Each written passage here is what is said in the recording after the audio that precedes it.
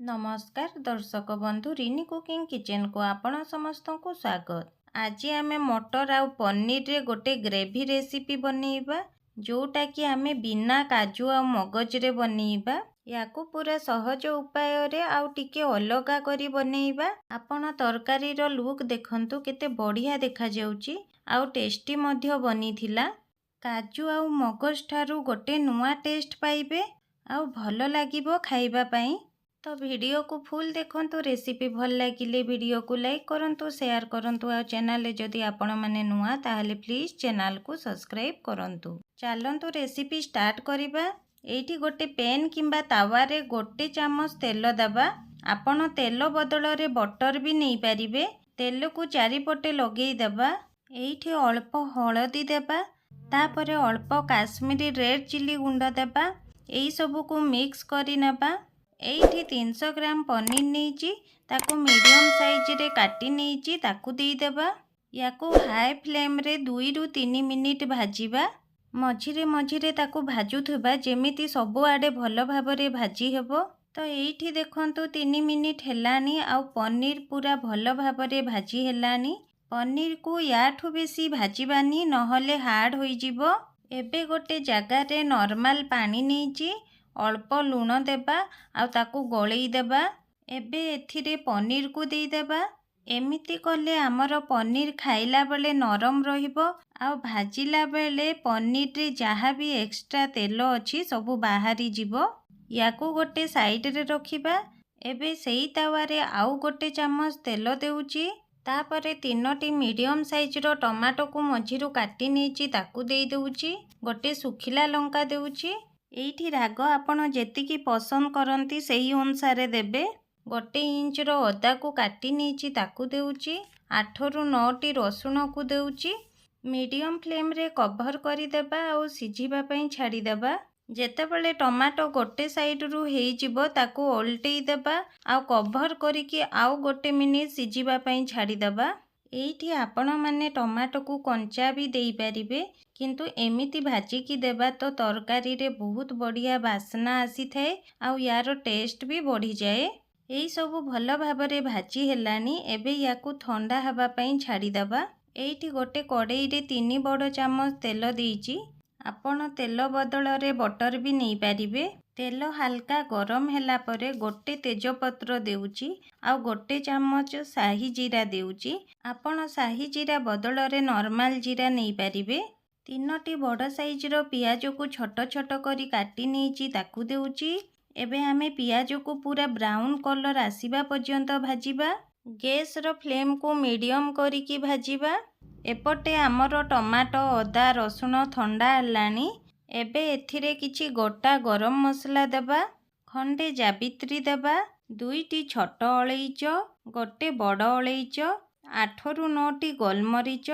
जेहेतु आमे एइटी काजू मगज किछि भी देउ नाही तो ग्रेवी को मोटा और टेस्टी करिबा पई अल्प पनीर को भांगी की देउची। एइटी पानी देबानी आउ ए सब को चिकन करी बाटी आनिबा। जदि बाटी हेउ नथिबो अल्प गोटे 2 चामच पानी देबा। तो एइठी देखंतु मु पूरा चिकन करी बाटी आनिची। एइठी पियाज पूरा भलो भाबरे भाजी हेलानी। एमिति पूरा ब्राउन कलर आसीबा पर्यंत भाजीबे।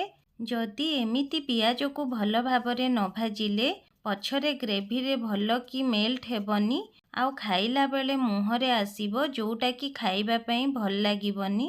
एबे किछि गुंड मसला देबा।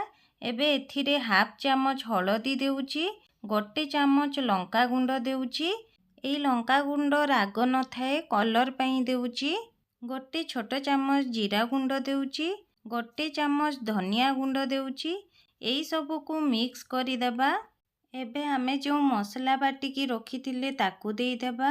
तो एई सब को भलो भाबरे भाजीबा जेमिति की कंचा बासना रहिबो नाही आउ मसला रु तेल बाहरिबो से पर्यंत भाजी नबा।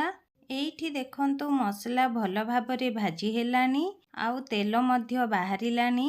एबे एथिरे स्वाद अनुଯାयी लुण देई देबा, ताको भलो भाबरे मिसेई देबा।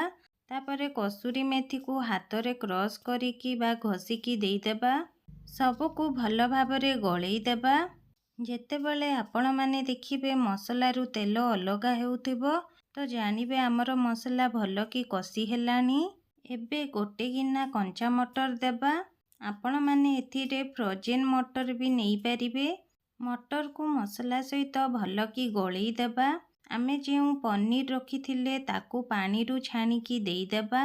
ପନିରକୁ ଯଦି ଏମିତି ରଖିବା ପାଣି ସହିତ ହେଲେ ପୁରା ନରମ ରହିବ, ବିଲକୁଲ ବି ହାର୍ଡ଼ ହେବନି। ଏଇଠି ଦେଖନ୍ତୁ ଗୋଟେ ପନିରକୁ ମୁଁ ପ୍ରେସ୍ କରିକି ଦେଖଉଛି କେତେ ସଫ୍ଟ ଅଛି। ମଟର ଆଉ ପନିରକୁ ଭଲ ଭାବରେ ମିଶେଇ ଦେବା। ଏବେ ଏଥିରେ ଦେବା ହାଫ୍ ଛୋଟ ଚାମଚ କଳା ଲୁଣ। ତ କଳା ଲୁଣ ନିଶ୍ଚୟ ଦେବେ, ବିଲକୁଲ ବି ସ୍କିପ୍ କରିବେନି, ତାର ଟେଷ୍ଟ ଅଲଗା ଆସିଥାଏ। ଏବେ ଗରମ ମସଲା ଛୋଟ ହାଫ୍ ଚାମଚ ଦେବା। ଏଇ ସବୁକୁ ଭଲ ଭାବରେ ମିକ୍ସ କରି ନେବା। କଭର କରିକି ଆଉ ଗୋଟେ ମିନିଟ୍ କଷି ନେବା। ଏଇଠି ଦେଖନ୍ତୁ ଗୋଟେ ମିନିଟ୍ ହେଲାଣି। ଏବେ ଚେକ୍ କରି ନେବା। ଆମର ପନିର ଆଉ ମଟର ଭଲ କି ମସଲା ସହିତ କଷି ହେଲାଣି।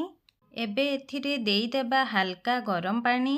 ଯେଉଁ ମିକ୍ସିଂ ଜାରରେ ମସଲା ବାଟି ଥିଲା ସେଥିରେ ହାଲକା ଗରମ ପାଣି ଦେଇଛି, ତାକୁ ଧୋଇକି ଦେଇଦେବା। ଏଇଠି ମୁଁ ଗୋଟେ ଗ୍ଲାସ ପାଣି ଦେଇଛି। ଆପଣ କେତେ ଗ୍ରେଭି ରଖିବେ ସେଇ ଅନୁସାରେ ପାଣି ଦେବେ। ଭଲ ଭାବରେ ଗୋଳେଇ ଦେବା। କଭର କରିକି ଗ୍ୟାସର ଫ୍ଲେମ୍କୁ ସ୍ଲୋ କରିଦେବା ଆଉ 5 ମିନିଟ୍ ପାଇଁ ଛାଡ଼ିଦେବା। ଏଇଠି ଦେଖନ୍ତୁ 5 ମିନିଟ୍ ହେଇଯାଇଛି। ଏଇଠି ଦେଖନ୍ତୁ ଆମର ମଟର ପନିର ହେଇଗଲାଣି। ଏଇଠି ଗ୍ରେଭି ଟିକିଏ ପତଳା ଦେଖାଯାଉଛି। ଥଣ୍ଡା ହେଲା ପରେ ଗ୍ରେଭି ମୋଟା ହୋଇଯିବ। ଏବେ ଗ୍ୟାସର ଫ୍ଲେମ୍କୁ ବନ୍ଦ କରିଦେବା। ଆଉ 5 ମିନିଟ୍ ପାଇଁ କଭର କରିକି ଛାଡ଼ିଦେବା। 5 ମିନିଟ୍ ପରେ ଦେଖନ୍ତୁ ଆମର ଗ୍ରେଭି ଟିକିଏ ମୋଟା ହେଇଯାଇଛି। ଏବେ ଗ୍ରେଭି ଟିକିଏ ହାଲକା ଗରମ ଅଛି। ଏଇଠି କ୍ଷୀରର ସରକୁ ଫେଣ୍ଟି ନେଇଛି ତାକୁ ଦେଉଛି। ତ ଏଇଟା ପୁରା ଅପସନାଲ ଅଛି। ଆପଣ ୟାକୁ ଏମିତି ଖାଇଲେ ବି ଭଲ ଲାଗିବ। କିଛି କଟା ହେଇଥିବା ଧନିଆ ପତ୍ରକୁ ଦେଇଦେବା। ଏଇ ସବୁକୁ ଭଲ ଭାବରେ ମିଶେଇ ନେବା। ଏଇଠି ମୁଁ ବହୁତ ଅଳ୍ପ ସମୟରେ ଘରେ ଥିବା ସାମଗ୍ରୀରେ ବନେଇଛି।